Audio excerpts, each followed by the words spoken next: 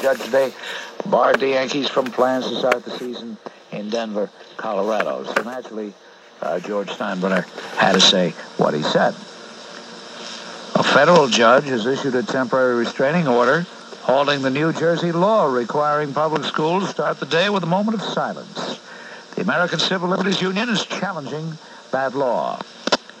And that's one of those rare times I find myself on the side. Hold on to your heart. Call Barney Clark. One of the few times I find myself on the side of the ACLU. I think that moment of silence is dumb. Dumb! Excuse me. Let me say that again. I think that moment of silence is kind of dumb. There, that's better.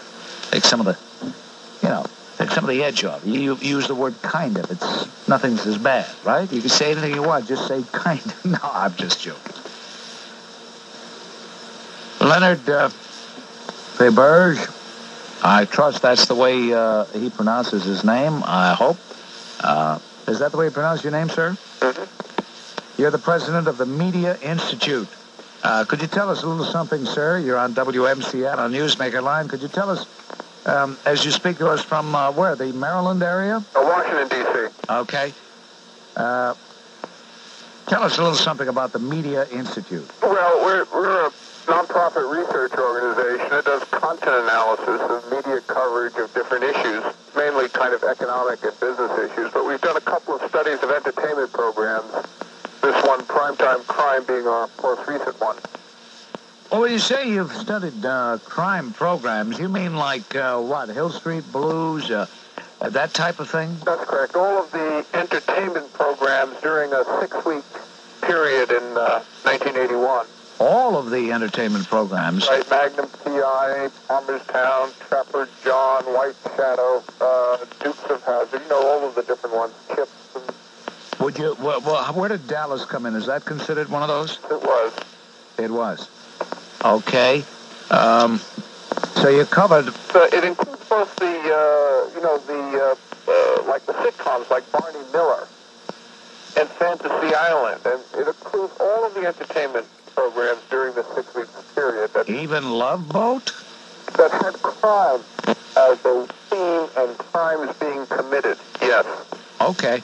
All of the so-called entertainment programs you covered. Right. All right. And that meant you had to watch how many programs a week? Do you have any idea? Well, there's 21 roughly, but sometimes they'll have a different type of non-entertainment, entertainment or non-sitcom special, but mainly about 20 hours of a week for 6 weeks. And what you're really talking about is the bulk of primetime viewing in America, right? That's correct. Okay, what did you find? Mr.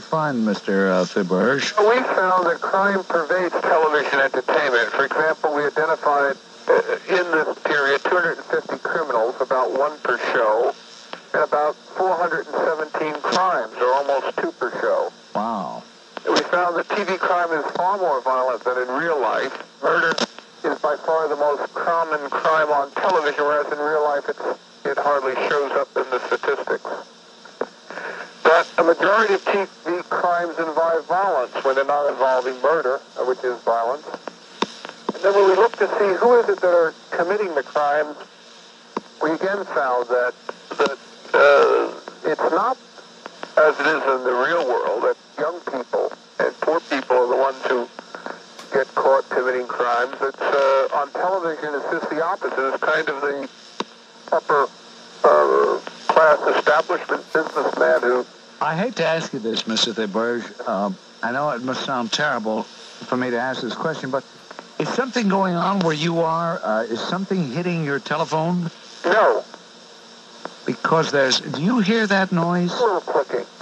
Oh my, it's terrible. Is there someone trying to get a line where you are, sir? No. Huh.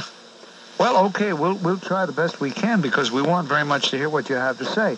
You just had pointed out something I think is fascinating, that in the average television program that you're talking about, the person perpetrating the crime usually was someone of affluence, someone of breeding, education, style. That's right. Uh-huh. And in real life, this is not so, eh? But generally, it's people who are young and who are poor. You mean in real life? In real life. How, I understand what you're saying, and certainly I can appreciate the findings. I just wonder whether those findings would translate to acceptance on the part of the viewer. In other words, perhaps the viewer is a more sophisticated person than we might think. Perhaps he knows what you're telling us. Is that possible? Well, I think so. But there's a very famous poet said about drama, that drama's laws that drama's critics give, for we that live to please must please to live. And I think the writers are writing for the audiences, and the audiences are responding. But there are some signs that TV viewership is going down for the first time in its history on a sustained basis. So maybe there will be a shift here as they try to recoup lost audiences to other entertainment on cable and movies, etc. Well, that's all well and good, except that what they show on the cable movies has, in addition to the violence that you speak of, a plethora of nudity. Not that I'm a prude, but, can't they... You try to sit down with your teenage daughter, and in no time flat, you're all embarrassed. I understand. I've read some articles about your cable up in New York. We don't have cable here in Maryland yet. You're lucky.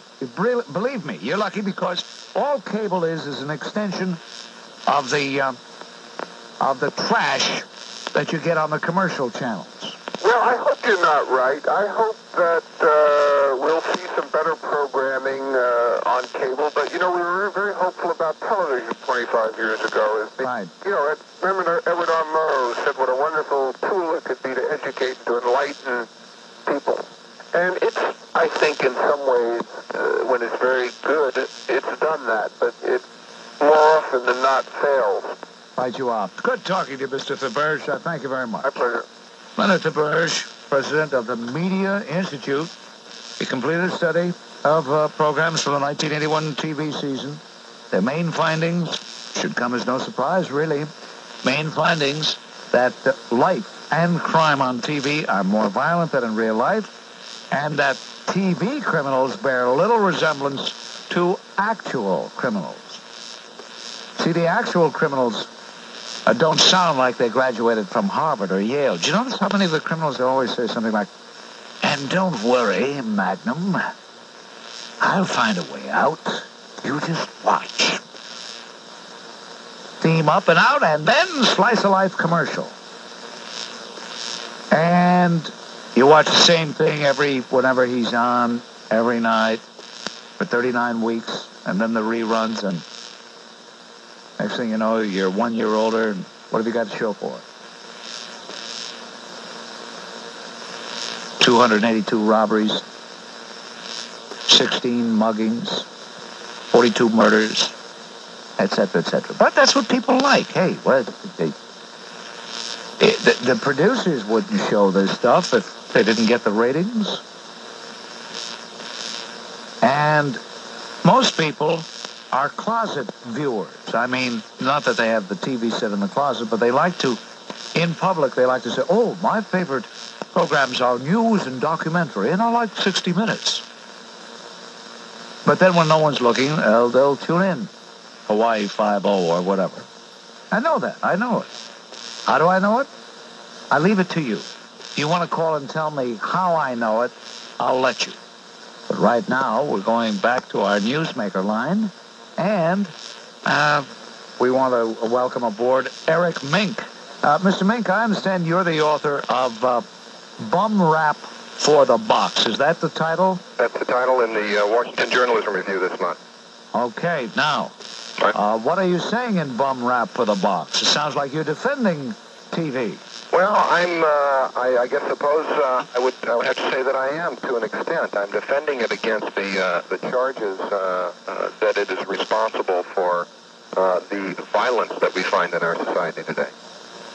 All right. Would you agree with our last newsmaker that there is a great deal of violence shown on television? I would think if we want to define violence as crime and things like that, yeah. But the people who measure this stuff also include in their violence rankings the Bugs Bunny and Roadrunner show and such other gems. I think that's stretching it quite a bit. Well, Mr. Thaberge of the Media Institute says he was talking about primetime television, which would not include those cartoons. Right, he was measuring simply crime, not just violence. Right, and he saw 250 criminals commit 417 crimes, nearly all violent, 1/4 were murders. Right. That contrasted to FBI statistics, which show that less than 1% of real-life crimes involve murder, and only 1 crime in 10 is violent. I saw the news report of that study that came out today. It was done at my alma mater, George Washington University, and it struck me as interesting that a medium that is basically a medium grounded in fantasy does not represent things as they are in the real world. I think we might have known that already. And you are.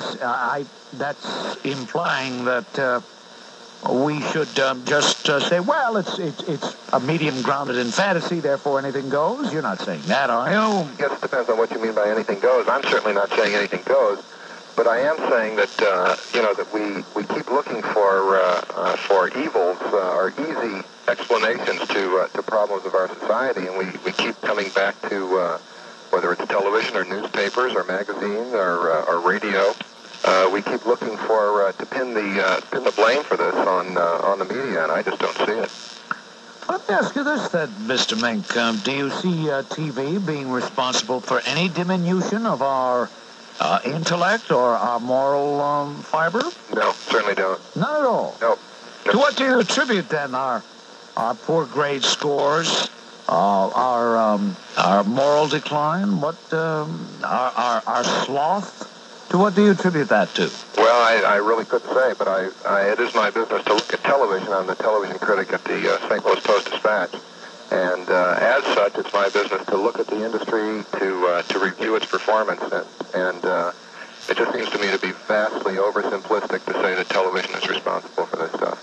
All right, if it's not responsible, then would you be proud if you were the producer of, say, Laverne and Shirley, which is not known for the type of violence we're talking about? Would you be proud to be known as the producer of that program? Absolutely not. You know, you're dealing with two different things. It's one thing to say that a program is responsible for evil, and it's another thing to say that a program is just bad. Much, if not most, of what we find on primetime television, indeed non-primetime television, all day parts of television, offends my artistic families. The children of child abusers tend to be child abusers when they grow up. Right. These are all things that we know. We know that poverty and disease and unemployment all create desperation in people. Those are the kinds of things that you can't separate from the experience of television. And when you look at how many people watch all of these programs, I know I grew up watching all of these programs. I grew up watching everything that was supposed to be terrible for me. I watched the cop shows, and I watched the wrestling shows and the boxing shows and the private eye shows and news. Everything that's supposed to just turn you into a raving maniac. Yes. And of course, you and your listeners don't know me, but let me assure you that I am not that perfectly responsible member of society. Maybe some television producers might think you are for having panned their programs. Well, there are quite a few people, both in the television industry in Hollywood as well as at the networks in New York, who have been very displeased with stuff I've written in the past, and that's to be expected. They don't intimidate you, do they? Pardon me? They don't intimidate you, do they? Well, no. I mean, they know that's my job. I know it's my job. We just have different feelings about how they should do it. Right. Well, Eric Mink, you tempt me to wonder whether you're saying this because you really believe it, or because you want to be a little more visible by being a little different, because it's almost a cliche to say other than what you're saying. Well, yeah. The problem is that you look at something and you see it. I mean, like I said, my living is criticizing media, radio and television, cable for that matter. Yeah. And it's very difficult to ignore such an issue. I had never written on the issue before. When the National Institute of Mental Health report came out in May, I received the releases. I called them up and asked them to send me the actual text of their studies, which eventually they did. And it seemed to me part of my responsibility as a critic to take a look at this and see what I thought. And when I did take a look at it, and then I did some more research on my own, Yeah. I just found that what everybody was saying didn't seem to mesh with what I was coming up with. So at that point, it seemed to me that it would be a good thing to write about. You want to be so bold as long as you have the opportunity and the ear of so many people in the tri-state area to make a prediction? Are we going to see in the remainder of the decade, which is still a considerable period of time, are we going to see a continuation of the same, or will there be some innovations in television that might be exciting and truly different? Well, the fun thing about predictions is that you can make predictions. Anybody can make predictions, and it really doesn't matter whether you're right or wrong. True. And anybody and just about everybody does make them. I'm a little uncomfortable with it, but there certainly is a potential for some innovative television. But reality tends to make me think that it's not going to happen. Cable, indeed, is still, in most parts of the country, is still in its infancy. Certainly in most parts of New York, there are some boroughs just now starting to be wired. I understand they just announced some schedules and plans for various boroughs in New York. That's right. They made some awards to some companies, yes. I know Manhattan has a couple of companies serving it with a fairly outdated system. Right. And you would like to think that when there are 30 or 40 channels available for programming, that you would get some new and different forms and some quality programs. And we've seen some of that. There's a cable channel called Nickelodeon that does children's programming that's very good. CBS Cable was a channel that went out of business after providing some very good cultural Well, programming. maybe that's why it provided too much culture. Well, the problem was that the audience was too small, the commitment was too large, and the advertising support was non-existent. That about covers everything. Certainly does. And I just don't know when you shake all of this out whether or not there's going to be enough advertising dollars to go around to support these various channels. Yeah. If there isn't, then we'll be left with, I suspect, some version of what we have now in the network system, and probably a few, maybe 3 or 4 national and a few regional channels, movie channels, which are the only channels making money, and not all of those are making money. Uh-huh. But HBO is certainly making money.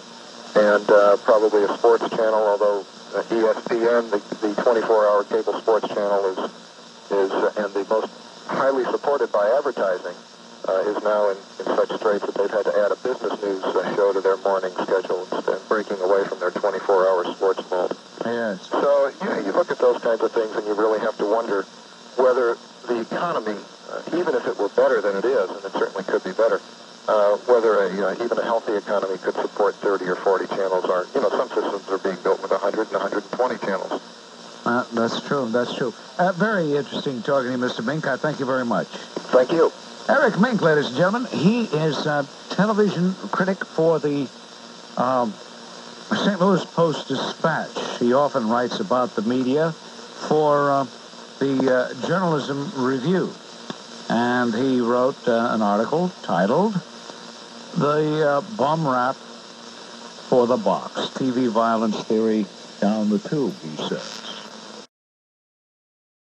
Guaranteed 11% interest rate through January 31st for personal deposits up to $500,000. And after January, Chase is determined to keep paying you competitive money market rates. That's a promise.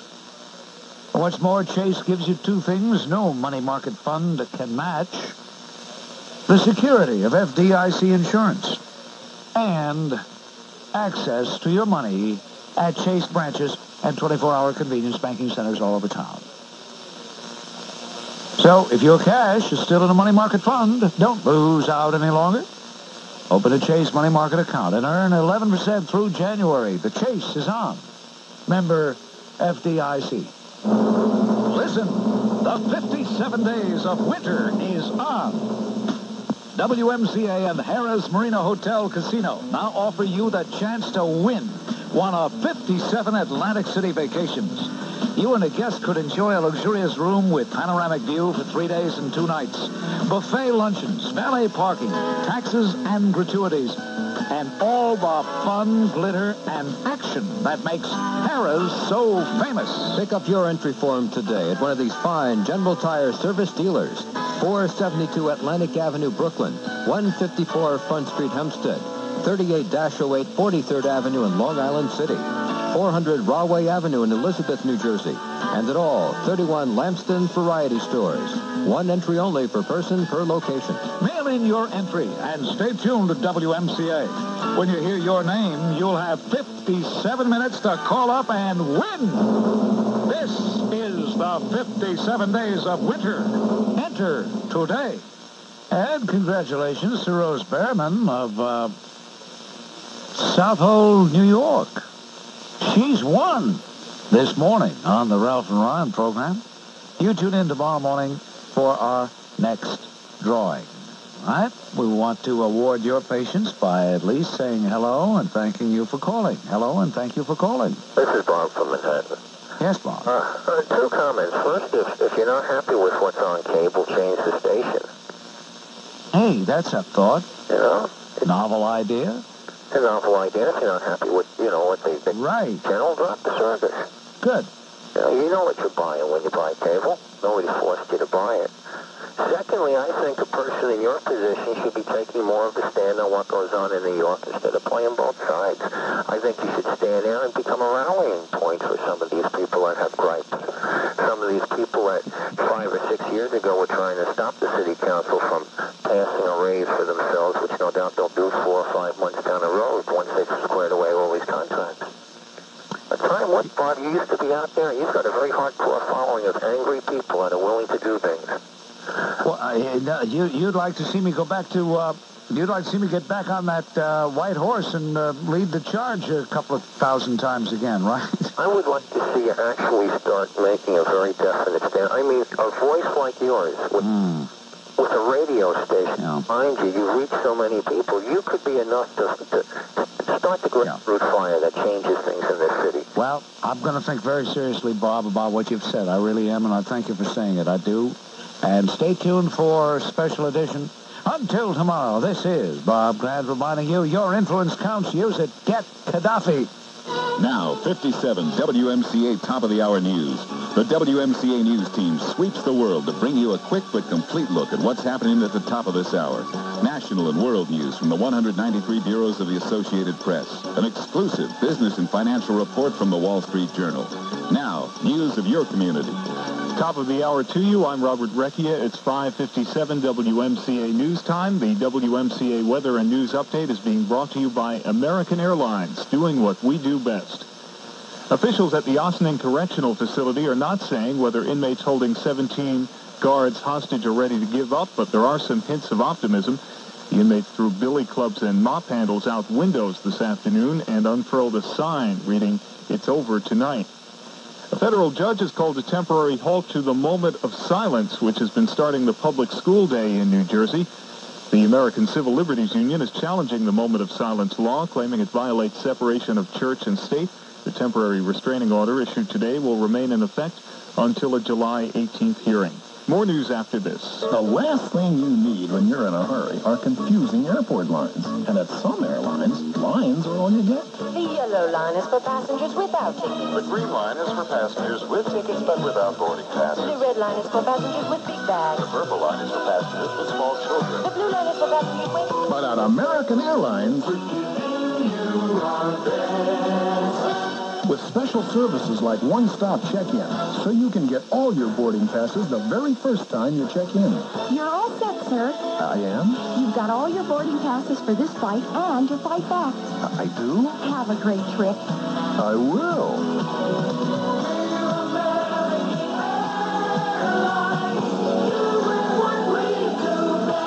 American gets you through the airport fast. And And the American Express card makes it easy. Use the card to pay for your American Airlines tickets. Plus, you'll find the card welcomed almost everywhere you go. At hotels, fine restaurants, and for car rentals. The American Express card. Don't leave home without it. Yankee owner George Steinbrenner has issued a statement saying the team is prepared to play its first home game of the year at Yankee Stadium. That comes after a state Supreme Court judge issued an order blocking the Yanks from playing their home opener against the Detroit Tigers in Denver, Colorado. The leader of the city's firefighters attacking a proposal for large-scale reductions of fire personnel. Nicholas Mancuso, president of the Uniformed Firefighters Coalition, calls the proposal by the Citizens Budget Commission a plan to rob Peter to pay Paul involving two essential emergency services. The proposal by the Budget Commission would use money saved by the cuts in the fire department to prevent police layoffs. Bridgeport, Connecticut has been ordered to take steps to eliminate discrimination in its police. Since on two prior occasions you did the same thing, so I'm well prepared for you. I will also answer in a very formidable manner. Our organization is a very dignified organization. It's chaired by Chuck Perlich, who is the president of the Newspaper Guild. Its trustees include Doug Frazier, the president of the UAW, Mayor Frazier of Minneapolis, the head of the NEA, the National Educational Association, the Graphic Arts International Union, the chief Latin Americanist with the Anti-Defamation League of B'nai B'rith, U.S. Catholic Conference, National Council of Churches, and many other people of that type. And even a cursory perusal of the list of names shows that you have a very distinct port list to your organization. People with great leftist philosophies. Whether they're William Winspinger, I love that name, from the Machinists Union, or whether it be the aforementioned Mayor Frazier, who, when he was a United States Congressman, was about as far to the left as you could go without actually turning a bright magenta. Well, I think it has a port list, but it has a list in the direction of rectitude. I think it's nonsense to describe Don Frazier as being as far left. I mean, Frazier was perhaps one of the two or three most admired members of the U.S. Congress, by both Republicans and Democrats. But you do not deny that... It's a liberal organization, without question. All right, fine. Sure. What I wanted to ascertain before we went any further was that yours is not a group of cross-sectional people, politically speaking, that yours is a group with a definite and admitted political bias. Fair enough? Well, I would put it this way. We are a tax-exempt research group. We are also hopefully nonpartisan. Now, that may sound laughable to you, but actually we have made a determined effort to get conservatives to join our board. But the issues that we're concerned about, unfortunately, issues like human rights, issues like social justice, are issues that normally attract themselves to the kinds of conservatives we've been attempting to appeal to. We've made phone calls, had meetings, scores and scores of people who presumably you would approve of, and they've all deferred from joining the organization. So we're left with the noble people we now have, which I might say is one of the broadest based organizations dealing with Latin America in the history of this country. All right, fair enough. Lawrence Burns, if you've just joined us, and if you'd like to participate in a spirited conversation with Mr. Burns, who was educated at Columbia and Oxford universities for 15 years, he taught Latin American studies, comparative government, international law at a number of colleges and universities, San Jose State University, City University of New York, to name just a few. If you'd like to join in, 343-WMCA is our number if you're calling from New York. If you're calling from Long Island, 883-WMCA. I'll give you other special phone numbers for your area a little later.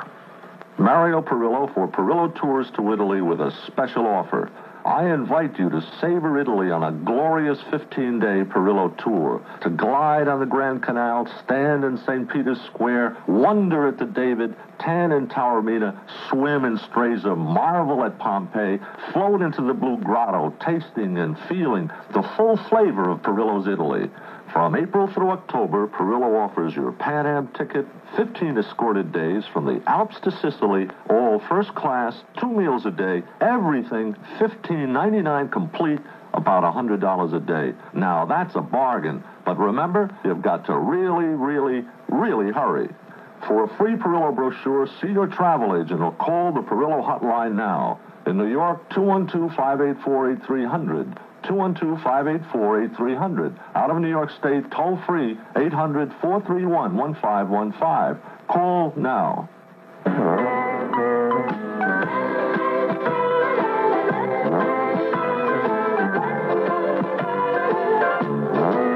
Bill Ryan here. Well, we got you through the first day of the Metro-North strike. Who got you through?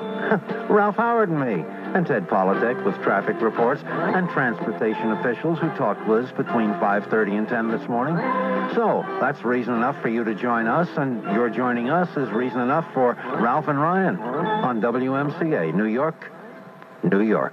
Hi, I'm Chuck Lebetkin, the president of Brick Church Appliance and TV, and I'm here to tell you about an offer so sensational that I've got to tell you about it myself. For a limited time only, Brick Church Appliance will give you an Arcadia 2001 video game absolutely free with the purchase of an appliance, television, sound system, or component selling for more than $300. That's right, an Arcadia 2001 video game selling normally for $129, absolutely free with a $300 purchase. And that's in addition to our already low prices. So if you live anywhere within the sound of my voice, you must take advantage of this offer. Visit one of the conveniently located Brick Church Appliance stores today and get a free Arcadia 2001 video game.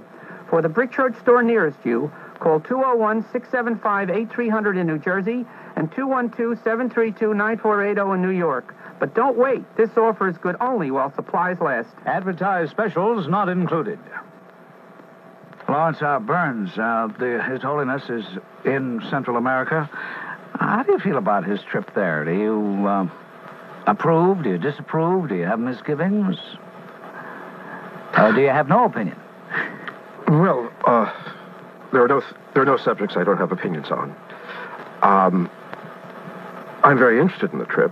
We've been very eagerly awaiting this trip, as has the State Department and all of the governments of the area. This is a trip that is being used by a lot of people, including ourselves, in a way which I'm sure the Pope has no awareness of. This is a vital new entry into the picture. The Pope is the new man on the block on this old, tired, and abused issue. And his words, of course, are dissected in a very self-serving way by everyone concerned. Mm-hmm. Very often he speaks vaguely, and he speaks in abstractions. So we tend to interpret his abstractions in a way favorable to our interpretation, and the others in a similar manner.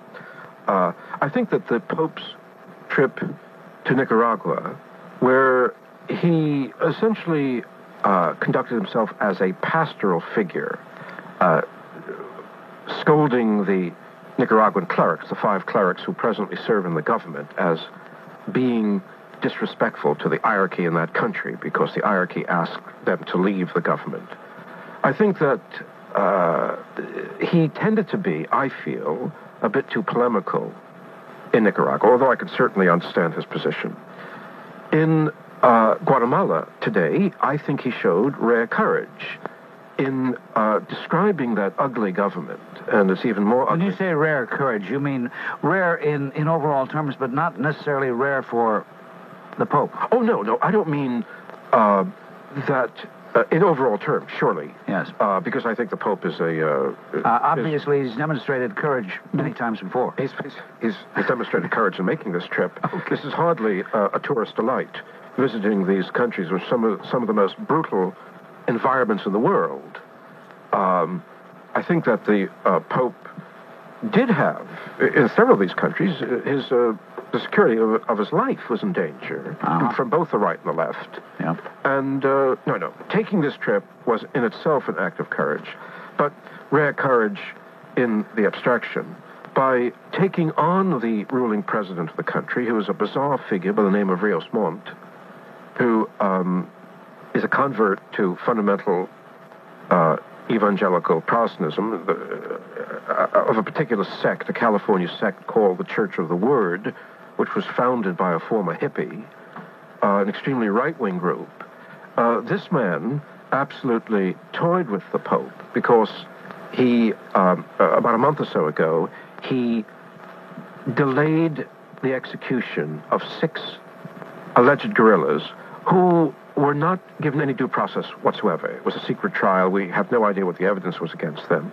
And then hours before the Pope was scheduled to arrive, in spite of the fact that the Pope, in a Vatican audience in the middle of January, had asked for an end to the summary executions of political prisoners, the Rios Montt decided to execute these people precisely at the time that the Pope was about to come. This was a challenge to the Pope. It was a challenge to Catholicism made by this terribly petty and vindictive man. This man, by the way, who Reagan met last December, and after meeting with him on the plane flight back to Washington, said that Guatemala had received a bum rap on its human rights record. Just another extraordinary statement made by the president on the Central American situation. Well, the Pope went in there, and instead of conducting himself with quiet language, he called for an end of human rights violations, a skill which is excelled in by the present president of that country, and did a very noble job. I think in El Salvador, too, he did a fine job as well.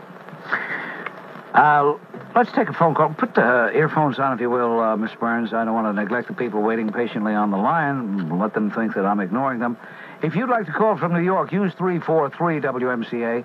By the way, those of you calling from Westchester County, it's 237 WMCA. Right now on our Long Island line, this is Bob Grant. Hello. Hi, Bob. Yes. I'd like to ask your guest a couple of questions. Yes, go right ahead. Mr. Burns is here. Most of my life was oriented a little on the left, as our guest was, but I got kind of turned around by Mr. Castro and some of the adventures of the Soviet Union, etc., and Angola, and etc., etc. I cannot understand why we expect less human rights violations from the guerrillas in El Salvador should they shoot their way to power, to quote the Secretary of State. They don't seem like any little choir boys to me. And I think it's the Sandinistas are not running a raging democracy there. And I don't know why these people don't concern themselves with Mr. Castro's role. Okay, very good. Miss Burns, I think you get this gentleman's drift. I think I do.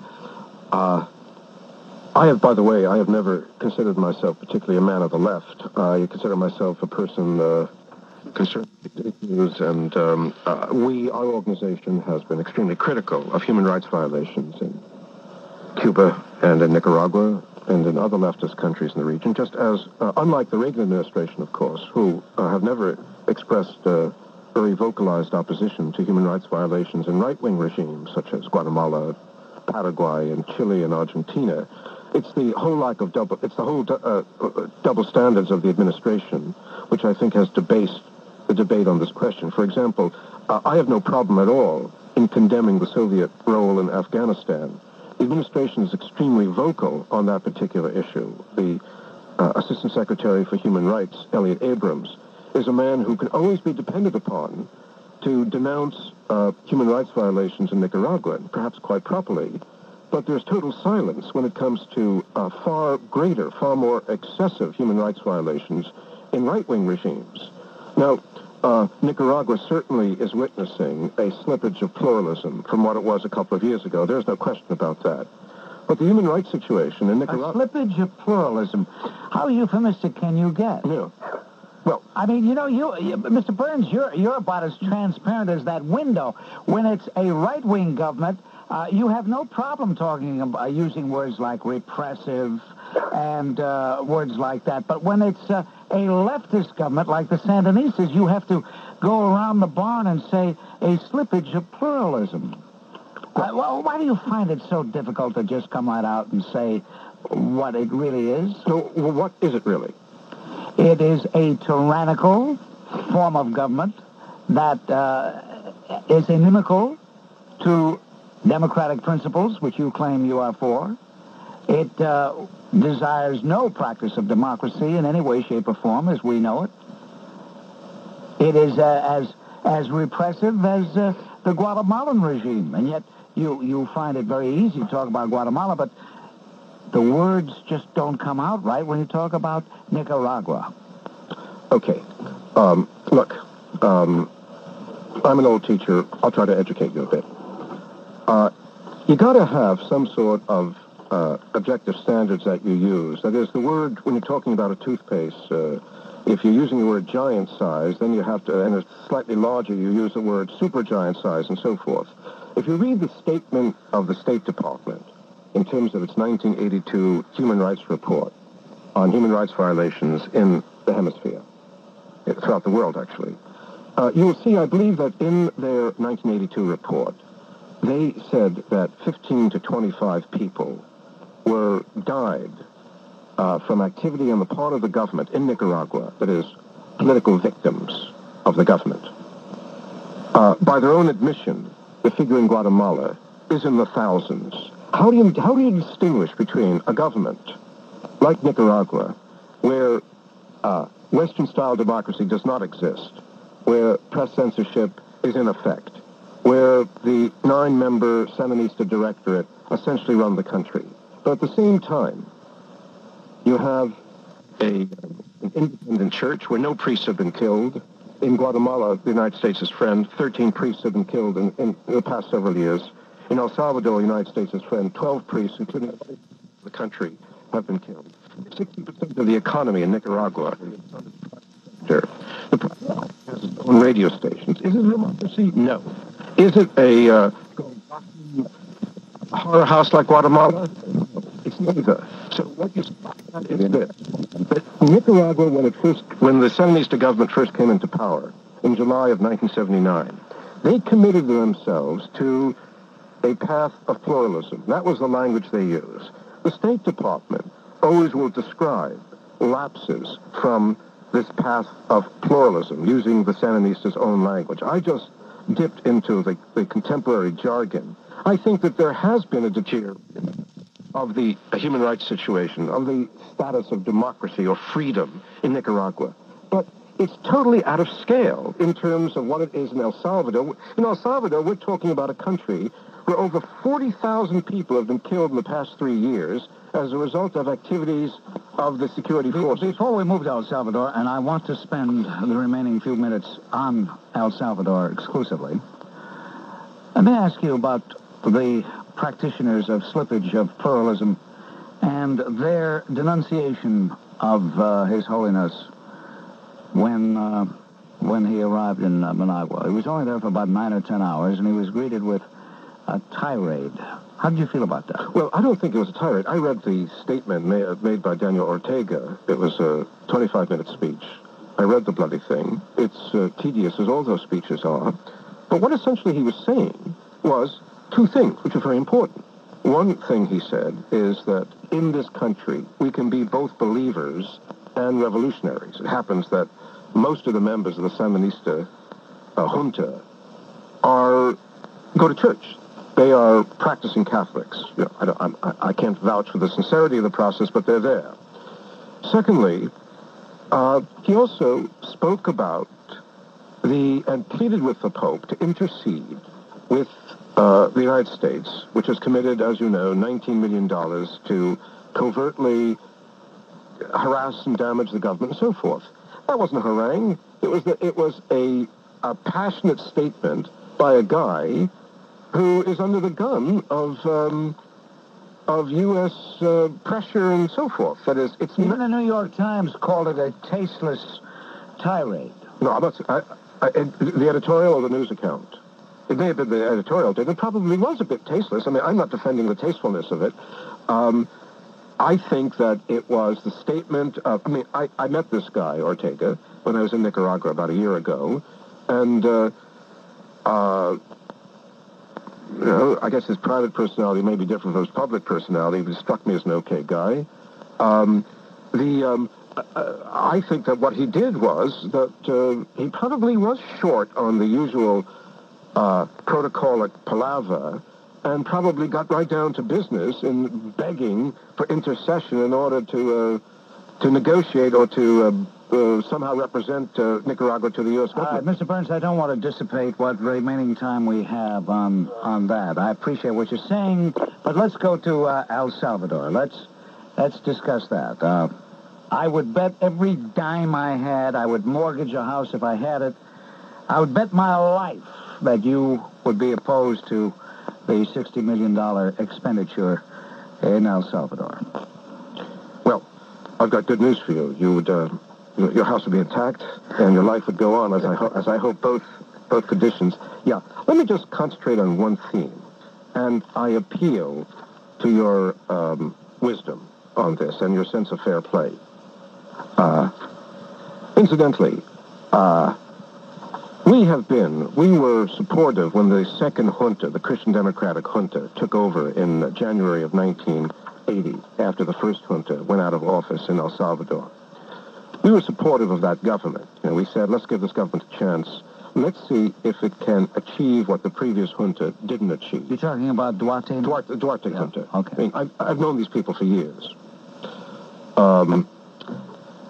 We said, let's see whether the second junta can succeed in that single most important mission, which was to exercise civilian control over the security forces. That's why the first junta resigned, because the military was a separate entity there. And remember, historically, the military ruled that country since 1931. They've killed thousands of people over the years.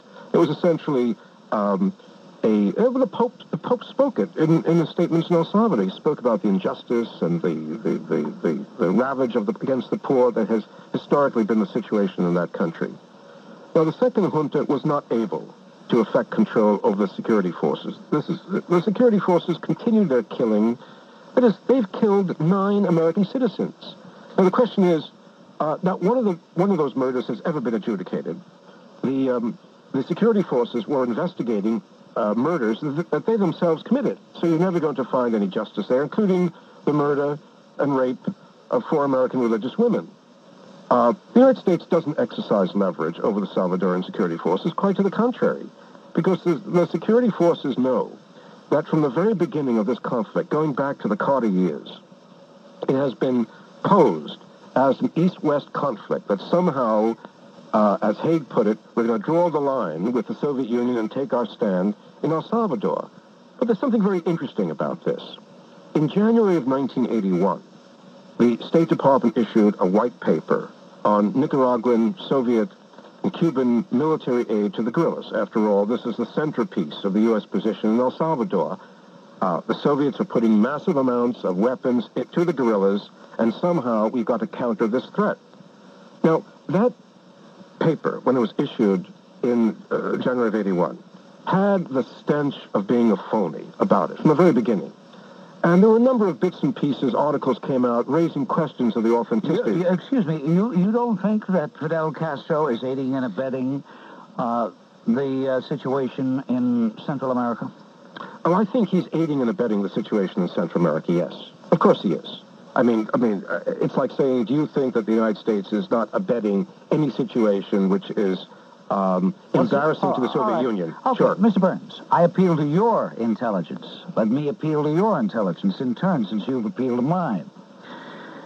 Is not Cuba a client state of the Soviet Union? I would say that it's very deferential to the will of the Soviet Union, yeah. Well, then, isn't it ipso facto a Moscow versus Washington power struggle we're seeing in Central America? I don't think so. Whether you like it or not, or I like it or not? I don't think so. Just hold on a moment. I'm going to give you a little extra time because I think that the situation demands that we spend a little extra time with it.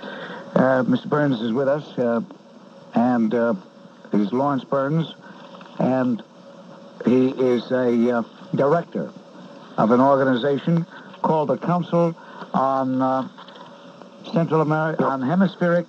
Wait a minute. Hemispheric Affairs. Hemispheric Affairs, of course. Coho for short. Coha. On WMCA, New York, New York, let's check on the latest from our newsroom. A heroin kingpin who dealt in Harlem and the Bronx while living in luxury in the suburbs has been arrested, along with 6 members of his organization. That, according to a report today from federal narcotics officials. The top suspect is identified as Freddie Lee Myers, who was picked up in his Mount Vernon home last night. Other arrests were made in the Bronx and in Teaneck, New Jersey. Transportation Commissioner Anthony Amoroso is making things a little bit easier for Westchester commuters coming into the city tomorrow, if such a thing is possible with the Metro North strike.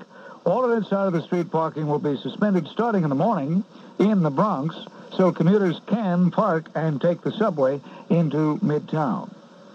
Meanwhile, New Jersey Transit's 70,000 regular rail commuters continue to use alternate means of getting home tonight as mediators meet separately with transit officials and union representatives. So far, not much progress being made.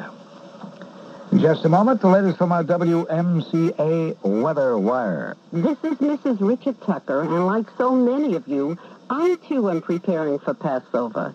Each year, as we sit round our Seder tables, we retell the story of our redemption from Egypt and our freedom from bondage. Starting with the setting of the table, the Kiddush, and Manishtana, to the singing of Chag Gadyor. But there are other traditions, family traditions, that are also part of our Seder. And among them is the wine we drink, Manischewitz wine, of course. It just wouldn't be Passover without Manischewitz kosher wine. The wine that spans generations, symbolizing the continuity of our family Seder. We grow older and faces may change, but always there is Manischewitz wine on the Seder table. This is Mrs. Richard Tucker wishing you and your family a kosher and Zissim Pesach from your friends at Manischewitz Wine Company, New York.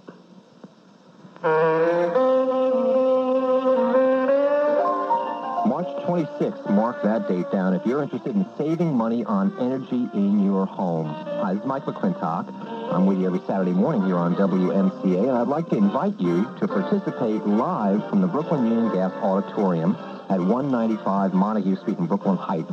John Shore and I will be there. He's your money man, and together we're going to answer your questions on energy conservation and its effects on your home and your budget.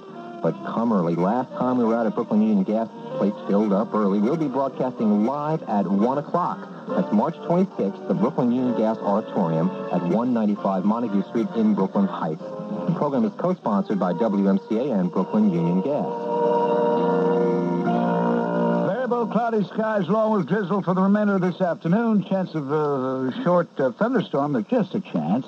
Tonight, cloudy, windy with more patchy fog and rain developing. Right now, Midtown Manhattan, 40 degrees. Let's get back to Larry Burns, the Council on Hemispheric Affairs, studying the situation on El Salvador, as a matter of fact, all of Central America, and we'll get back to him in just a moment. Hello. I want to share with you a fabulous beauty secret I discovered years ago. It's called Formula 405. And if you use this cream, you can see an amazing difference in your skin. It can be softer, smoother, and younger looking in just 4 to 10 days, even if you have very dry skin.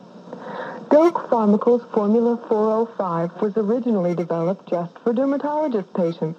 But now, I'm very happy to tell you that Formula 405 is available for you at your leading drug or department store. Now, you don't need to tell everyone how it happened when they ask, but the amazing Formula 405 will minimize all those little lines in your face that were caused by moisture deficiency.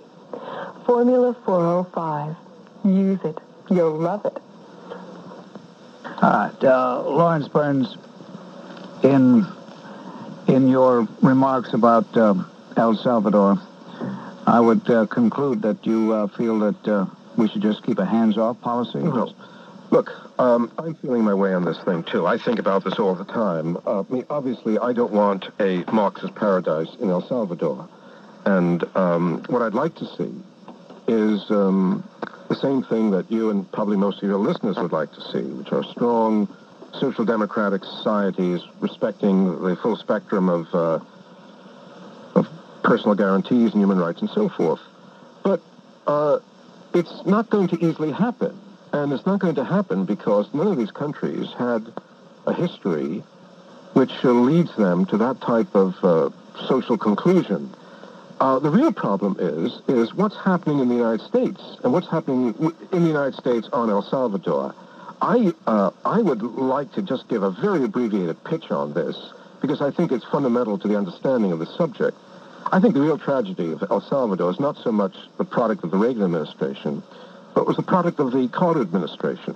And it was because President Carter, facing the 1980 election, having swapped off the Panama Canal, having permitted Somoza to go down in Nicaragua, having backed down on the Soviet troop brigade issue, his political advisors saw him as being soft against, on these issues against a prospective Reagan candidacy. And he decided to take a strong line in El Salvador, totally out of context to the remainder of his human rights policy towards Latin America. And what happened, we got involved. We got involved in a cause without sufficiently understanding it, what was taking place there and this and that.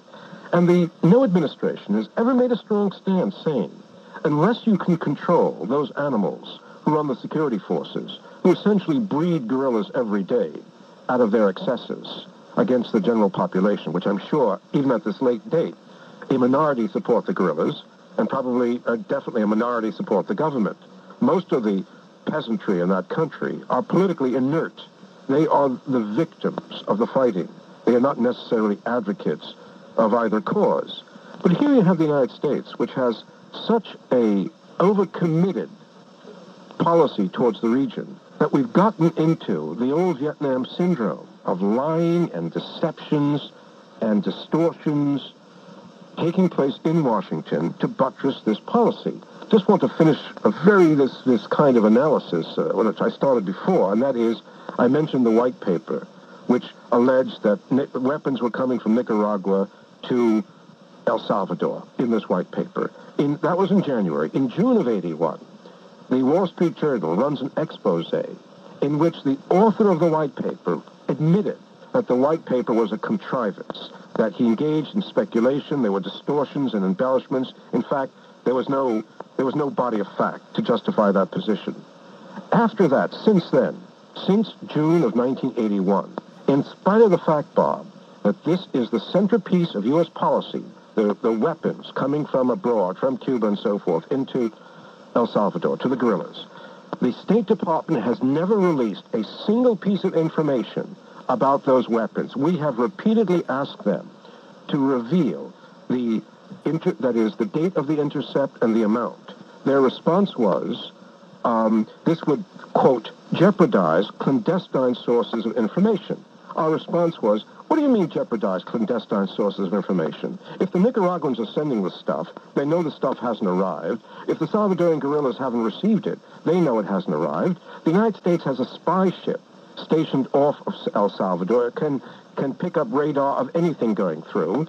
We've got patrol boats and we've got aerial surveillance and so forth. Yet after it's filed, approximately 6 to 8 weeks later, you'll receive a postcard from the court. It'll say something, judgment has been granted. And at that point in time, you'll be divorced. How do I go about getting this? Well, you can come to any one of our offices if you like, or, Are you located on 34th Street? Yes, we're located on 34th Street. Now, what if the person lives in New Jersey? We have gotten no calls from New Jersey and probably won't ever again, but because they're all real estate people there, and that's why they hate me. But if somebody from New Jersey called, where could they go? Okay, we have 3 offices in Jersey. One in Jersey City, one in Orange, and one in Passaic. Similar procedure is followed there. However, in New Jersey, you have to make a court appearance, a very simple pro forma court appearance. And in New York, there's absolutely no court appearance whatsoever. All right, Harry, did you get all that? I got it. Fill it out. Wait for the 6 to 8 weeks. And then call me and we'll go out double dating, Harry. I'll fix you up with some young chickie poos. But first you have to go out to his office and get the paper to fill out. Is that correct? Yeah, your sense of humor is overwhelming, Harry. Okay, thank you. Not at all. Well, that's Harry, girls. He's going to be free. Harry's going to be free in about 6 to 8 weeks, so... pages about Harry on the loose. Moses is with us. Ed, how do you like that? Somebody from New Jersey is on our line. Yes, hello. Yeah, I'm calling to see if that procedure can be done in Rhode Island. I'm calling from New Jersey, but I'm asking for my brother who lives in Rhode Island. Okay. Okay, you see, you can do this procedure in any state of the Union.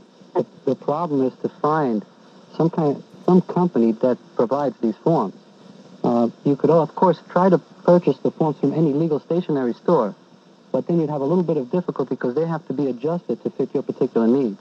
Why don't you go nationwide, Mr. Absent? I would, but it's so complicated. Each county is different. Each state is different that we've had a lot of, it's been difficult enough just to have New York and New Jersey running smoothly. Why do we have the Pledge of Allegiance where we say one nation, under God, indivisible? It's not one nation. The federal Pledge of Allegiance. Yeah.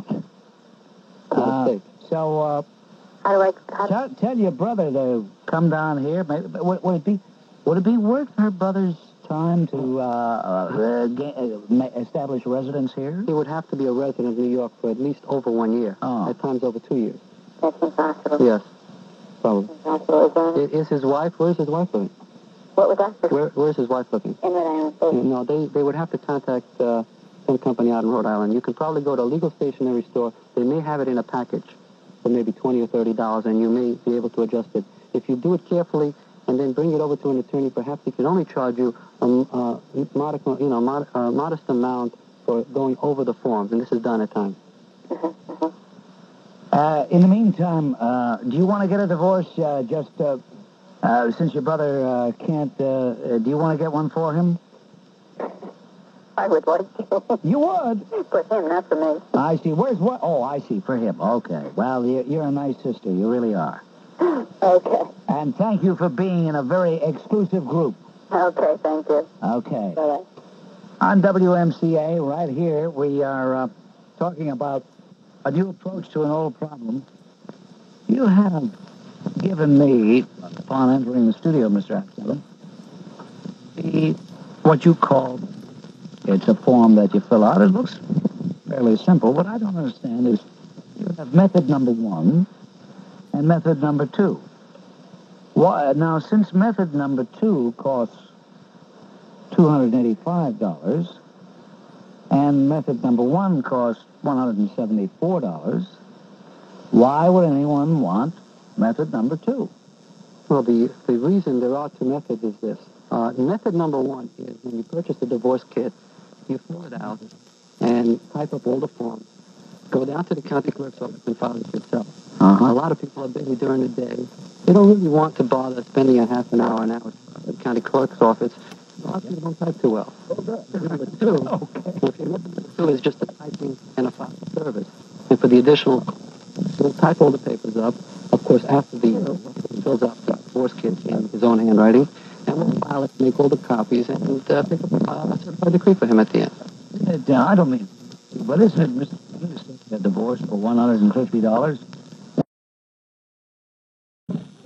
The unemployed are among those who'd be helped by a $4.6 billion bill given final approval by Congress today. That's half what the president had requested.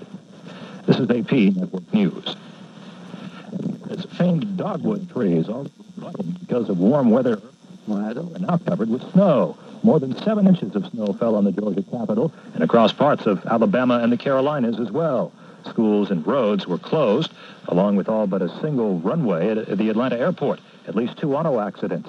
Auto deaths are being blamed on the snow. There's more snow on the other side of the country in the Sierra Nevadas. Emergency Services spokesman Kenneth Gosting says up to 40 feet. That's right, 40 feet of snow is piled over residential areas.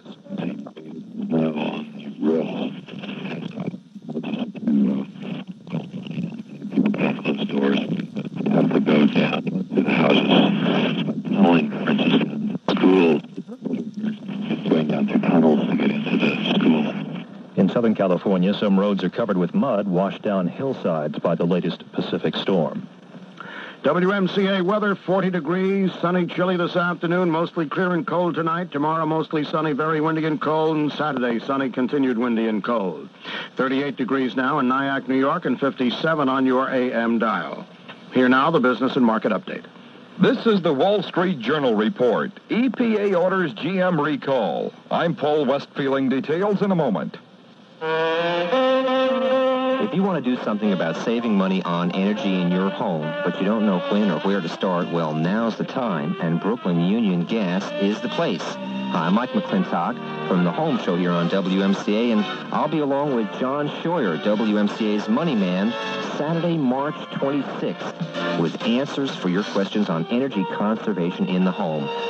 John and I will be broadcasting live starting at 1 p.m. from the Brooklyn Union Gas Auditorium with a warm welcome of free WMCA sweatshirts for the first 100 people arriving. So plan now. Be there early. Saturday, March 26th. Bring your energy conservation questions with you to the Brooklyn Union Gas Auditorium, 195 Montague Street in Brooklyn Heights. Tune in to WMCA's live broadcast. Remember, 1 o'clock. Co-sponsored by Brooklyn Union Gas and WMCA. The Environmental Protection Agency is ordering General Motors to recall over 500,000 1978 model Chevrolets, Pontiacs, and Buicks, the ones with a 305 cubic inch V8 engine. The EPA says they don't meet federal clean air standards. GM can appeal the ruling.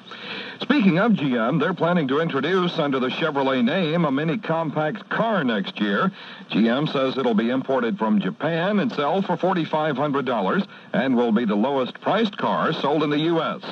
GM also has the distinction of having one of the most expensive cars in its lineup, the 1984 Corvette, going on sale in California with a price tag of nearly $22,000. In New York, trading today, gold closed at $410 the ounce, a loss of $7.90. Silver lost 25 cents and finished at 10.30. And the Dow is up some 4 points. This is the Wall Street Journal report. In sports, the Devils skate against the Washington Caps at Landover, Maryland tonight in the only local pro team action. In the Masters of Hockey exhibition game, the United States faces off against Canada at the Meadowlands Arena tonight. The Virginia Slims Women's Tennis Championships continue at Madison Square Garden. The NIT quarterfinals go this evening, as well as continuation of the NCAA basketball tourney. And that's 57 WMCA News. I'm Bert Knapp, top of the hour to you. Coming up, the Bob Grant Program. The microphone is open. Our news lines are crackling. We've got some interesting people to meet, and while we're at it, we'd like to hear from you before we slam the lid on things for today. This is a program dedicated to the free and open exchange of ideas and of opinions, and the belief that as American citizens, you have a right to hear and to be heard. What is on your mind this afternoon? Oh, these are one of those days I should have canceled all guests and just taken open telephones, because I have so much I want to unburden myself about. I don't know where to begin. First of all, I know there are many monumental, world-shaking issues I could address myself to. I know I could talk about the president's very interesting speech last night. I know I could talk about how the politicians are being just that, politicians, and not doing the right thing about Social Security and a few other things.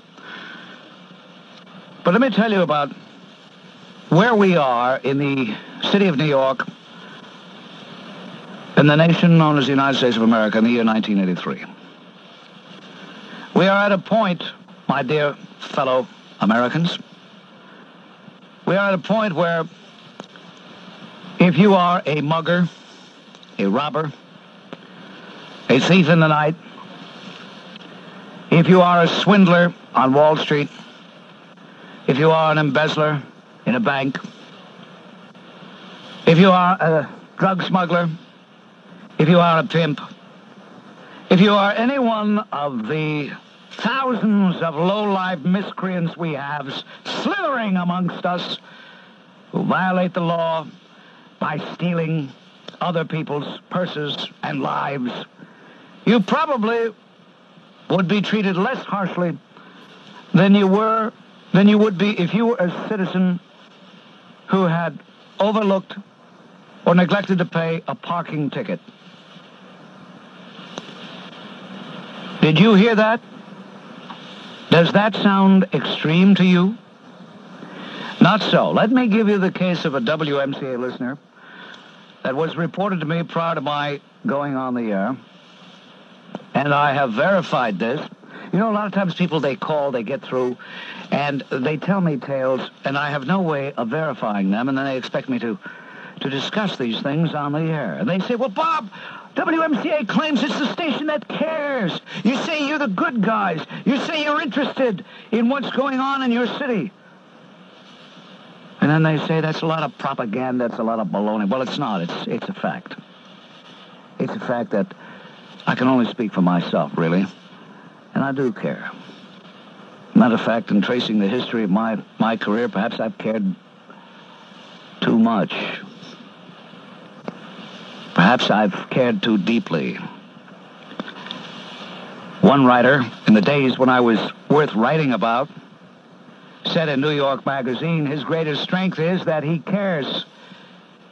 But that can also be his greatest weakness, that he cares about the little people. Well, I don't like that phrase, little people. That implies that if you're little, somebody else is big. Getting back to the story that I have checked on, and I'll give you only the barest highlights because we don't have time for the gruesome, grisly details. This woman had been out of the state in the month of December and in the month of January.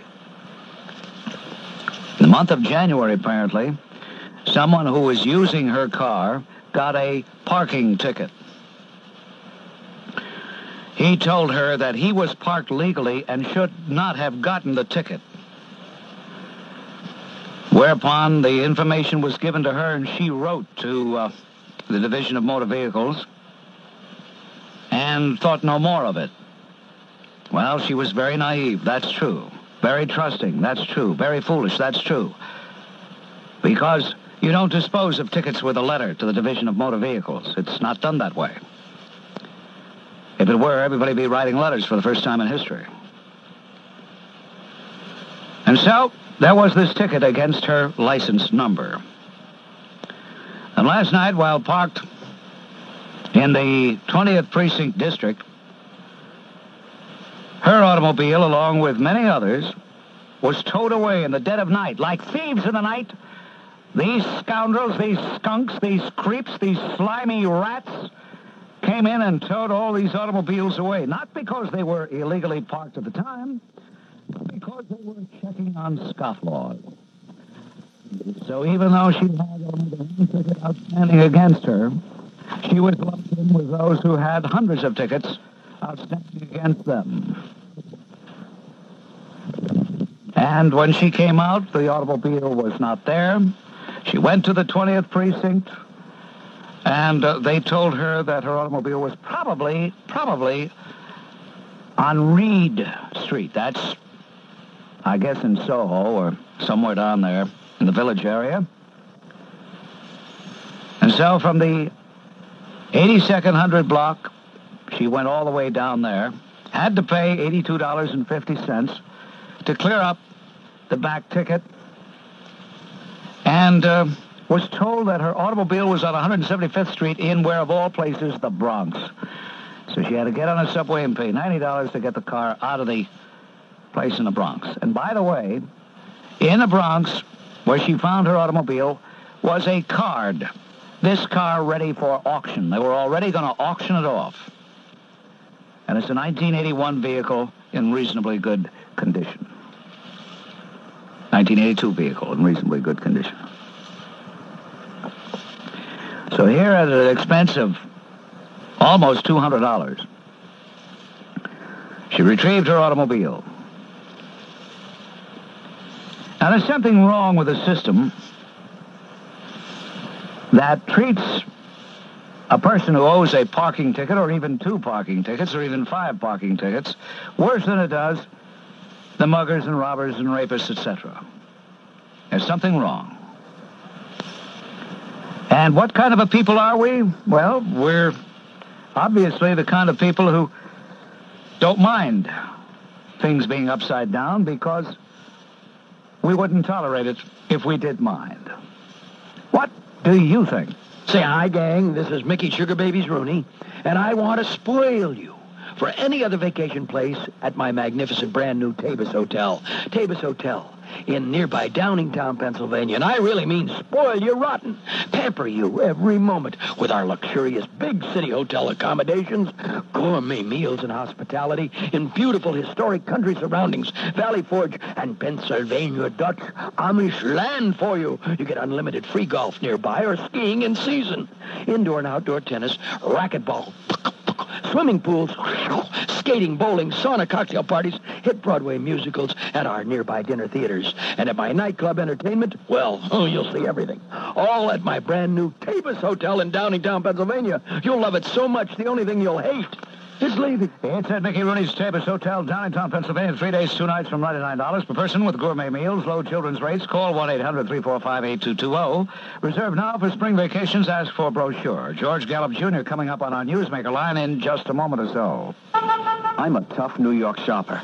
So when my wife heard about Capital Lighting Center, she said, let's go. We've got nothing to lose. Well, we saved plenty. We saved driving around because Capital has the tri-state area's greatest selection of lighting fixtures, lamps, and ceiling fans. In fact, all of America's finest manufacturers and importers are at Capital. Brands like Lightolier, Quoizel, and Stifel. We save money because Capital's entire stock is always at low, discounted prices. We saved worry because Capital's employees are trained to help, not just to sell. And we saved looking elsewhere for accessories. Capital has wall systems, curio cabinets, bar units, and game sets. We even saved gas because Capital's 5 New Jersey locations are close to New York. Paramus, Woodbridge, East Hanover, Eatontown, and North Plainfield. They're open evenings and Sundays in some locations. Capital Lighting Centers. Capital's been lighting the way for over 50 years. And this week, only a group of ginger jar ceramic lamps by Abbey in a rainbow of colors, regularly $90, now only $49.99 at Capital. It's 4:15, it's WMCA, and it's the El Coyote Mexican restaurant for the finest Mexican food you could possibly want to have. Take it from a person who's sampled the best in Albuquerque and Santa Fe, in Phoenix and Mesa, and in Los Angeles, the city of the angels. Let me tell you, I used to think that only in the Southwest could you get really good Mexican food.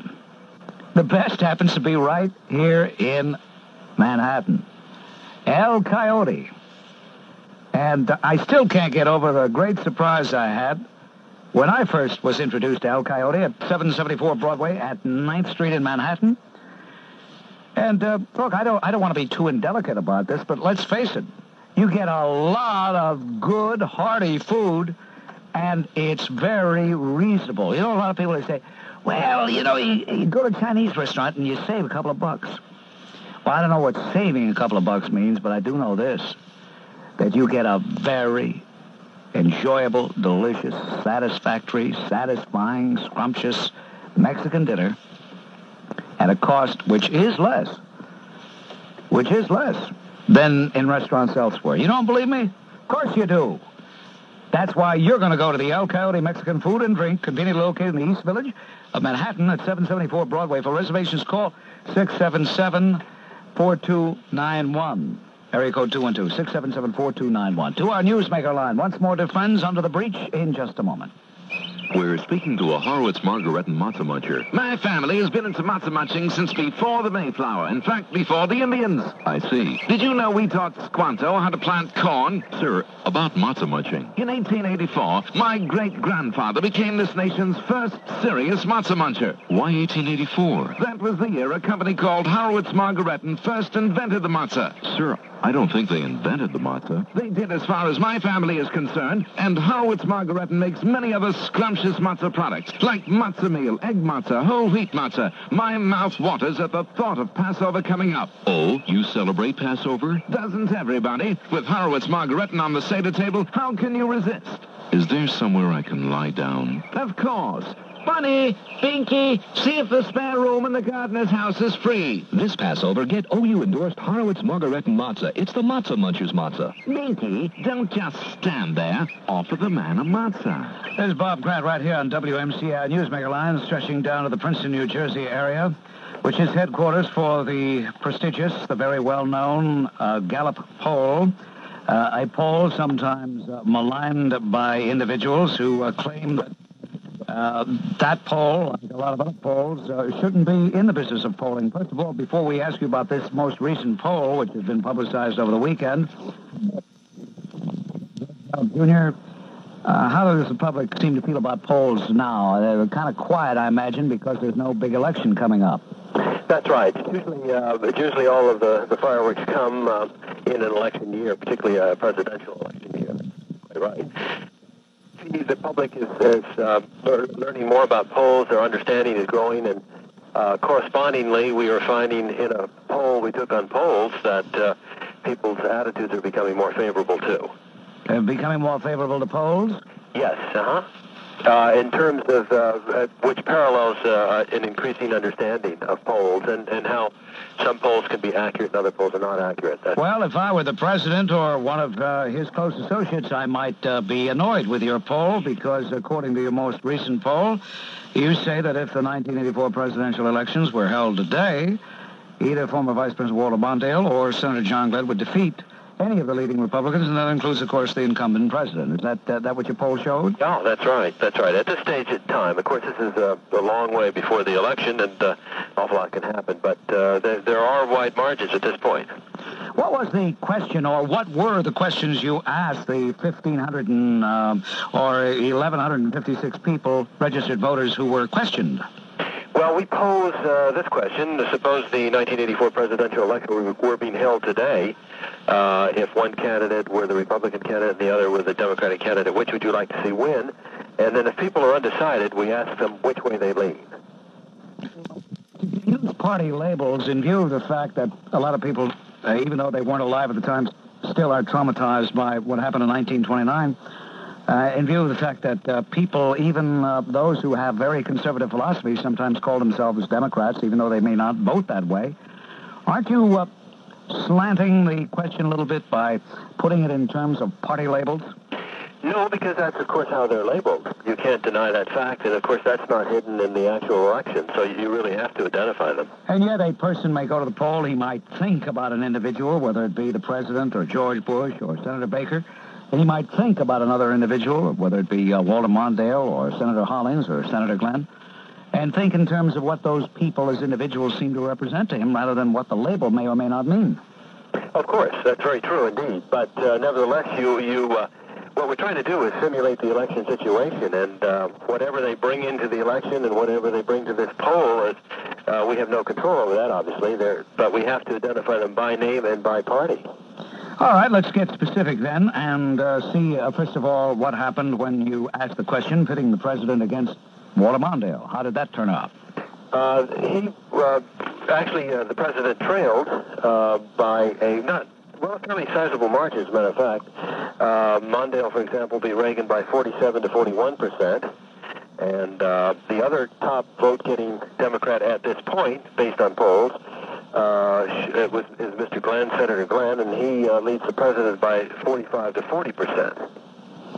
So at this stage of the game, considering that incumbents get blamed for a lot of things that really they shouldn't get blamed for, and the outs benefit by not being blamed for anything, that's not too bad a showing for the president. Well, it can't be called too encouraging, but by the same token, your points are well taken. I mean, the incumbent president is, particularly when the economy is not, it's improving now, but when the economy is not good. Now, you asked these questions, I believe, about a month ago? Actually, the interviewing dates were, yes, a little less than a month ago, February 25 through 28. We've had more encouraging economic signs. The outside of the trailing indicator, the unemployment picture, many things are looking up. Are you going to be polling again as the year goes on? Oh, goodness, yes. We'll do this very frequently. We'll carry these polls. I have yet to meet anybody, and of course I know I'm talking about a nation with a population of about 231 million now. I have yet to meet anybody who's ever been asked a question in your poll or Mr. Harris's poll or any of the other well-known polls. Well, about 12% of the populace are reached in some kind of poll in the given year, but of course the polls are based on very, very small samples, but very carefully selected samples, so as to be representative of the entire populace. And so really you need to interview only 500 people in some cases, and let's say in terms of issues, to get a very close approximation of how the entire country would respond. Actually, a sample of 1,000 cases is considered a pretty big sample. What other questions did you ask in this particular poll, or did you limit it to the ones you just mentioned? Well, we pitted the president against Mondale and Glenn, and we also pitted the president against, I beg your pardon, Bush and Baker, Senator Baker and Vice President Bush against both Glenn and Mondale, too. And I understand that Mr. Bush did worse than the president. The actual figures are, I'm sorry, wasn't... in front of me. Well, I believe Mr. Mondale led Vice President Bush by a margin of 48% to 37%, and he was ahead of Mr. Baker by 48% to 34%. Yes, and then in case of Senator Glenn, it was 47 to 36, and Glenn over Baker by 45 to 34. Do you draw any conclusions from that phase of your poll? I mean, other than the obvious one that the president is still the most popular Republican. Well, it indicates that, these two men, Bush and Baker, are the top choices after, if we pose the question, suppose the president decides not to run, then these two men emerge as the front runners. And so they would presumably make the strongest showing. They are both Bush and Baker, very well known to the electorate. And of course, in many cases, these early polls are a matter of name recognition. I mean, as a matter of fact, we don't pit a person who is well known against a person who is not well known, because that's obviously not fair. So we only run these matches between persons who are well known to the electorate. You haven't been commissioned to do any polling on reaction to the president's address last night, have you, Mr. Gallup? No. Actually, we did not, in this particular case, poll right after it. We don't do private political polling, I should point out, but we didn't do this either through the Gallup poll. Yeah, some of your clients, like the New York Times, didn't ask you to do that. No, correct. When's your next big poll? What should we be looking for in the near future? Well, we'll be continuing these trial heats and in the so-called showdown tests between members of the same party. Continually, we go into the field about every 2 weeks, and sometimes we will turn around in a matter of a few days. But obviously, we're going to be polling on the major issues, people's attitudes toward the arms race, towards the economy, the impact of Reaganomics, those questions, of course. Thank you very much, sir. You're very welcome. That's George Gallup Jr. talking about their poll, which should encourage the Democrats and cause the Republicans to grit their teeth a little bit. But as Mr. Gallup himself pointed out, polls are changeable, and at this stage of the game can be very mercurial. It's 27 minutes past 4 o'clock. This is Bob Grant, and this Passover tradition is brought to you by S&W, New York's leading discounter of top designer women's clothing. Here's WMCA's Director of Jewish Education, Rabbi Mark Golub.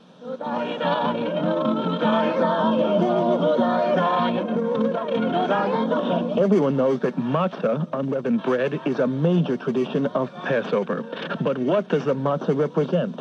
Many answer that it's the bread of haste, since the Torah describes how the Israelites had no time to prepare leavened bread before they rushed out of Egypt. In fact, many people think that this is how matzah was first created. Actually, matzah was eaten long before then, and on the night preceding the Exodus, the children of Israel were commanded to eat matzah along with bitter herbs and the paschal lamb.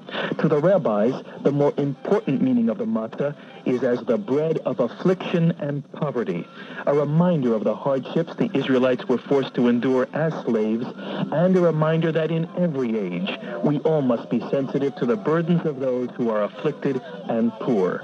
On WMCA, I'm Rabbi Mark Golub. Have you heard? The word's out.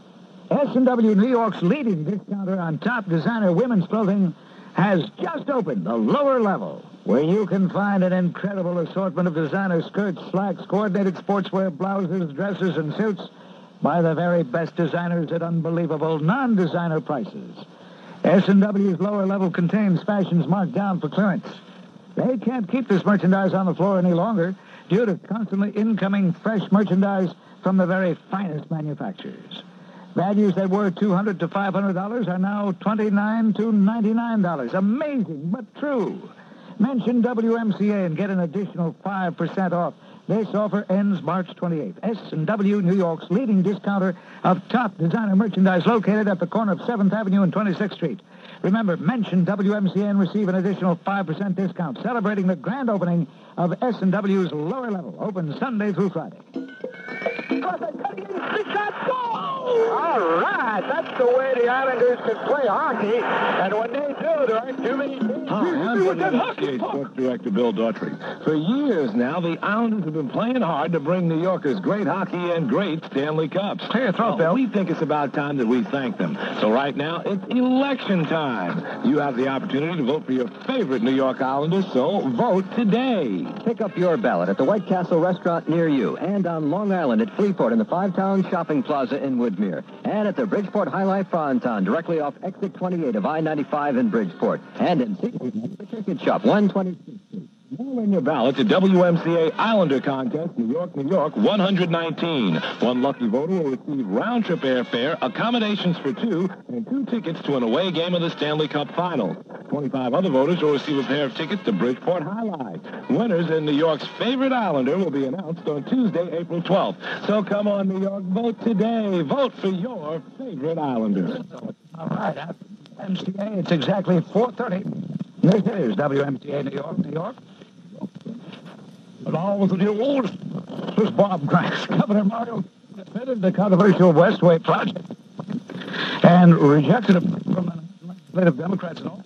Complete halt to state spending for the superhighway. The lawmakers want Westway funds traded in for mass transit. Instead, ladies and gentlemen, they won't be traded in for mass transit, and Westway. We'll just be talking about it into the year 2031. Those who are really lucky, though, will have croaked by then. All 5 district attorneys from the city's 5 boroughs said today that their efforts to prosecute crime are crippled. Get a load of this. What have I been telling you since 1970? Crippled by a justice system that is plagued by inadequate resources, mismanagement, and a lack of normal technology. How do you like that? 10 years after John Lindsay has left office, it's still going on. The prosecutors were addressing a group of civic leaders, judges, and other prosecutors at the New York Post Crime and Punishment Forum. Mayor Koch said today that the federal government is doing and I quote the mayor in his own inimitable style, a lousy job of keeping drugs out of the city. But he said the state should copy one of its anti-narcotics laws anyway, the one that permits federal authorities to seize not only drugs, but the profits of drug trafficking. The House today gave final approval to the emergency recession relief bill. It sent the $4.6 billion package to the president. The bill includes new funds for unemployment benefits, but the government says fewer people are entering lines for those checks. The Labor Department says the number of new claims for benefits fell slightly in the second week of March. Social Security checks may eventually go out to some federal workers under a federal Social Security bailout proposal in the final stage of House-Senate conference consideration. The measure would put new federal employees into the Social Security system, and that could clear Congress today. Don't hold your breath, though. A Senate subcommittee has approved a proposed amendment that says a right to abortion is not secured by this Constitution. Oof, leave it alone. Before it could become part of the law of the land, however, it must also pass Congress and be ratified by 30 states. So that silly proposal won't get anywhere. I don't think. WMCA wants you to be safe. You could win an Abloy lock, the door lock that works like a bank vault lock. Abloy Security Locks and WMCA are giving away 5 of these high-security door locks for homes or apartments. Send your name on a postcard with your address and daytime phone number to Abloy Lock Giveaway, WMCA New York, 10019. To be eligible for this week's drawing, we must receive your entry by noon this Friday. Hey, that's tomorrow. Win a high-security lock from Abloy Locks and WMCA. With the exception of yours truly, the good guys. Gotta have one bad guy around so that the good guys look even gooder. I mean, it's contrast. Let's check the latest from our WMCA weather wire. Sunny, chilly this afternoon, mostly clear and cold tonight. Tomorrow, mostly sunny, very windy and cold. March 25th tomorrow, Gee, no wonder people born in March are crazy. Saturday, sunny, continued windy and cold. Hey, I ought to be careful about that. I'm not the only guy born in March around here. The other two people happen to be very highly placed executives in Strauss Communications. It's currently 40 degrees. I'm going to take Nicole's temperature. 98.6. Interesting. I'll take it the other way. All right. We're going to meet a very energetic, I think she's an energetic lady. According to a photo I'm looking at on the cover of a book, she looks energetic. However, sitting here in the studio, she seems more like me. Easygoing, laid back. We'll see. It takes a lot of energy to face those monthly bills, and it takes a lot of energy to heat that winter chill. But we are here to help you, and we'll show you how to save on energy we can't afford to waste. So be above on energy. We'll show you how easy it can be. So be above on energy and make your home a better place to be. Over 100,000 homeowners in Brooklyn, Queens, and Staten Island learned how to save money and energy with a free ComSave Home Energy Audit from Brooklyn Union Gas. Call 403-3300 and save. Be above on energy. Brooklyn Union Gas. I've been chatting while you were listening to that lovely song from Brooklyn Union Gas. I was chatting with Mary Ellen Pinkham. And that name, I got a kick out of that name, Pinkham. Wasn't there a Lady Pinkham something? There was a Lydia Pinkham. And, of course, everybody asked me if I am related to her. Well, no, I'm not, unfortunately, or I probably wouldn't be out working today. You wouldn't have to be. No, Lydia was selling the female compound, which was all alcohol. Is that right? Yeah, it was like 33% alcohol. And what was it supposed to be? Relieved female problems, whatever that is. I think it would also relieve male problems. Let's get some. In other words, if you took the Lydia Pinkham, whatever, how would you take it? In a shot glass? I hope orally. In a shot glass. Well, Mary Ellen, we've got so much to talk about, but mainly, the fact is, you came out with this book titled Help Yourself Diet Plan. Now, I want to be perfectly candid with you. As a broadcaster on the air 5 days a week for many, many years, every time I turn around, there's somebody pushing a new diet, somebody pushing a new diet book. And I said to the lovely, formerly Zoftic person in the control room, I said, when she showed me the book, I said, oh, come on, not another diet. Then I looked at it. I said, wait a minute. I opened the book. I looked inside. I saw a couple of comments that you'd made, and I said, wait a minute, this is a little different. This will be fun. This will be cute. But what really convinced me to entertain you as our special guest this afternoon was the fact that you did knock off 70 pounds, and you are sharing your experience and hopefully some of your strength with us this afternoon. Well, I'll tell you what. You know, Mary Ellen Pinkham, I really didn't have to write a diet book. Actually, I took a risk in writing the diet book because I've always been published in softcover, and this book they decided to publish in hardcover, so it was a risk. But you see, what happened to me is happening to a lot of other people out there. I was the first one in line at the bookstore for all the diets. You name one, I've been on them. And I knew way back when that I wasn't taking that great care of myself. I was eating jelly donuts when I shouldn't, and I wasn't out doing much exercise. But one thing I didn't know was that dieting was only making me fatter. And when I found that out, I decided I wanted to be the person to let everybody know what was going on, because the things that I learned and experienced, in my opinion, were much more fascinating than any science fiction that I'd read. And that's how the book was born. A lot of people may be confused by that statement, dieting was making me fatter, is what you actually said. Would you explain that? Okay, first of all, let's talk about the weight you lose when you go on a diet. Let's say it's 20 pounds on a fad diet. What you've lost roughly, now I'm going to speak generally here because everybody's body's different, is 10 pounds of water, 5 pounds of fat and 5 pounds of lean muscle. But now you've regained that weight back, which 98% of you do. And me also. And what that represents is 10 pounds of water, but not 5 pounds of fat this time, 10 pounds of fat. Now, the catch-22 to all of this is the more fat you've got in your body, the less food you're going to need for survival. So, in other words, somebody like, let's say, Chris Everett Lloyd, who's in really great shape, just standing there looking pretty. Although she's had a weight problem, she's confessed. You know, she's... When? No, she did knock off some weight. I mean, I don't want to nitpick here, but... You can. Chris Everett Lloyd has had a weight problem. Well, the point I'm trying to make, let's take a ballerina. Okay, we'll take a ballerina then. The fact is that gal just standing there was burning more calories than I was at 208 pounds running around the block. Now that's the thing I want to underline. That's the thing I want to... The ballerina, the 107-pound ballerina, just standing there, was actually burning, oxidizing more calories than you would be if you were running around. That's right. Why?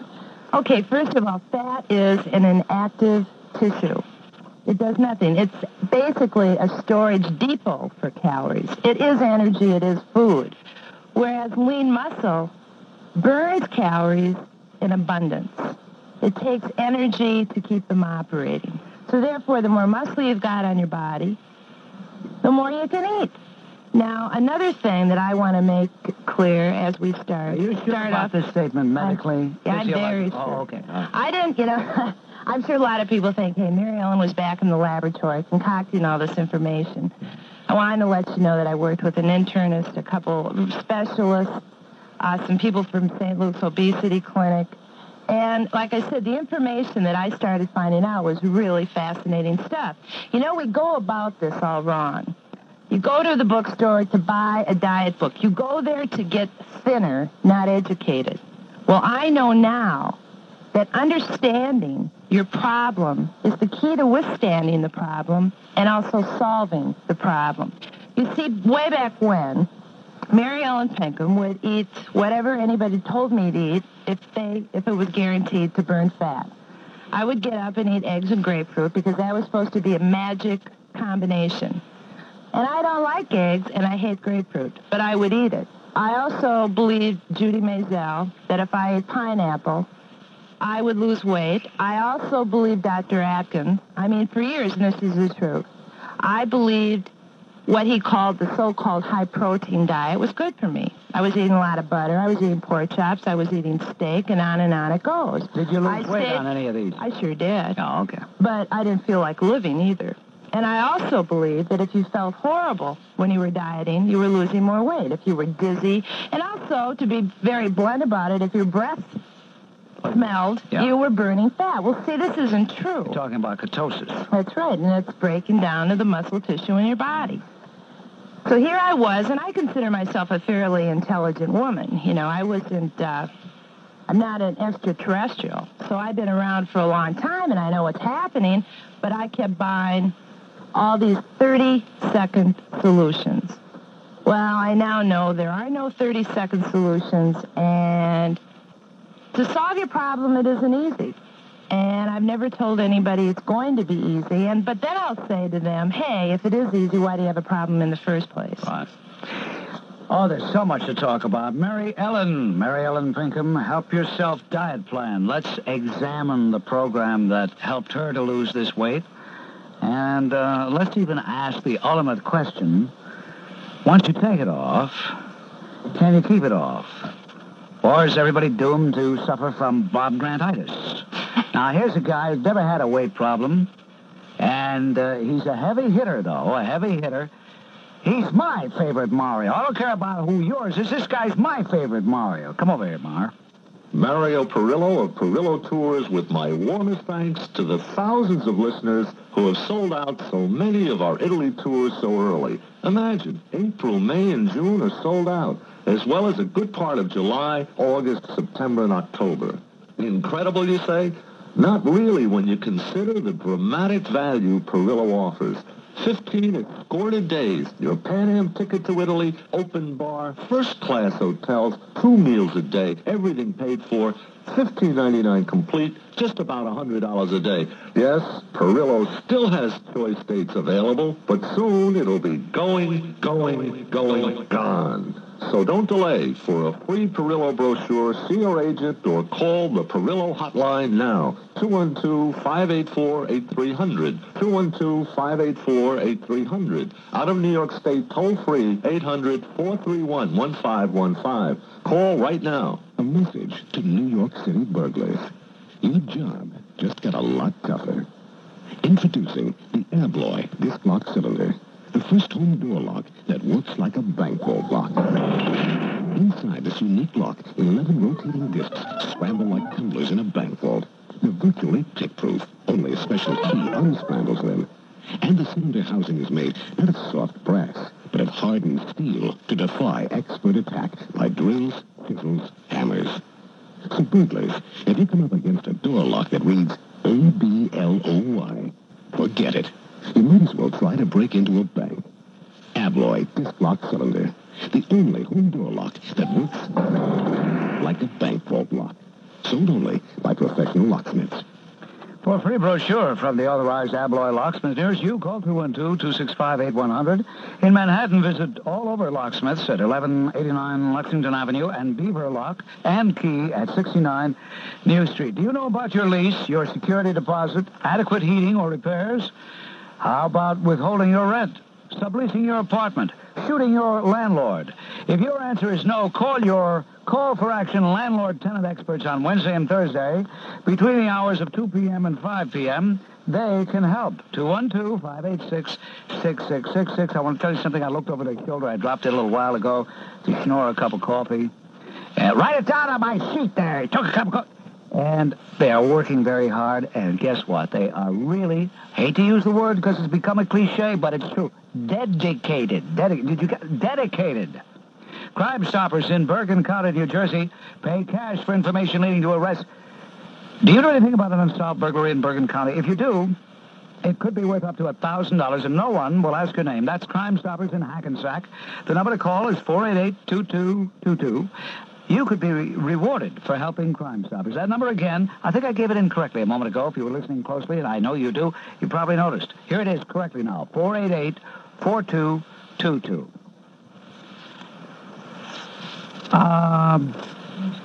We're getting back to, I wanted to say Lydia. We're getting back to Mary Ellen Pinkham, who lost 70 pounds. How long a time did it take you to lose that? Started officially on February 1st, 1982. And within 7.5 months, 73 pounds were gone. That's the first time in my life that I've ever been able to get down to my goal weight. I've taken off a lot of weight, like most people. 20, 30 pounds here, gain it back. But never once since the time I was in the 6th grade have I ever been able to get down to my goal weight.